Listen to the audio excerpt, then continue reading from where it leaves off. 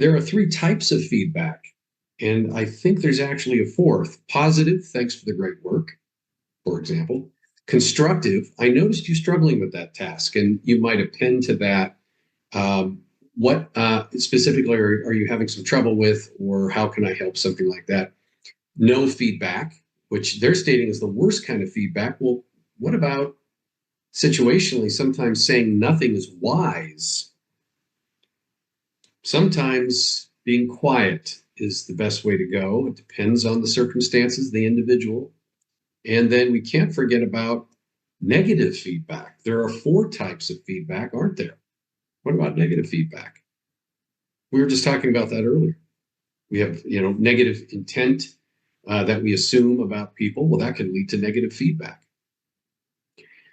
Is your feedback effective? So consider these criteria. Right place, right time. Did you give your feedback to the person in private? And ask first if the person has time to talk. So as I've noted here, feedback given in public will nearly always be considered criticism. Even if the same thing is said in private, if it's done in front of other people, it will be, the hackles will go up and defensiveness will kick in. Don't delay. Did you give feedback as soon as possible after the person's actions or behavior? So delay may seem like, quote, bringing up the past. Now, how many times have in a relationship have we been in that situation where something comes up from the past and it's immediately labeled as, why are you bringing up the past? Well, it may be relevant.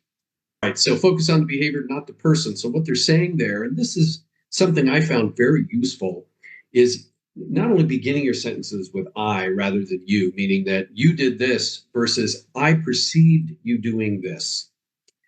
But the key is to separate the person from the behavior. You're a blank. No, that's not the good way to go, because you're associating the behavior with the person. You are behaving like a blank, or your behavior is, I find your behavior annoying, I find your behavior challenging, I find your behavior lovely, whatever it might be. So separating the behavior from the person, that once I learned that, that was a huge benefit for me and my relationships and my perspective, because people are people and they're going to feel different ways and behave different ways. So it depends on the situation. By labeling something as this because they did this thing once is unfair and unrealistic. So separate the behavior from the person. All right, constructive feedback. Going further down the page, bottom of page 18. It is based on the assumption that while conflict is inevitable in all organizations, the destructive nature of most is avoidable. So that's the whole point of this, is in a conflict or difference of opinion, it doesn't have to be a fight. It can simply be a means, an opportunity to sit down and work through it, but you have to have the cooperation of all parties, and it's important to have a framework. So that's what this is here on the bottom of page 18, a framework. So the key elements of constructive feedback are: it's direct, address the problem with the person or persons who can solve the problem or help to solve it. Don't take the timid approach behind the appropriate person's back. So if that appropriate person is the boss, and sometimes the boss can be difficult, still, you want to set up a time that works for both of you and sit down and work through this, rather than try to go to the boss's boss or someone underneath the boss who might be a middle manager. Go directly to the person you need to deal with. Constructive feedback requires facts instead of hearsay. So if you bring an opinion, you have to identify it as such. Facts are very important. Now, they can be dismissed as well. Facts can be dismissed.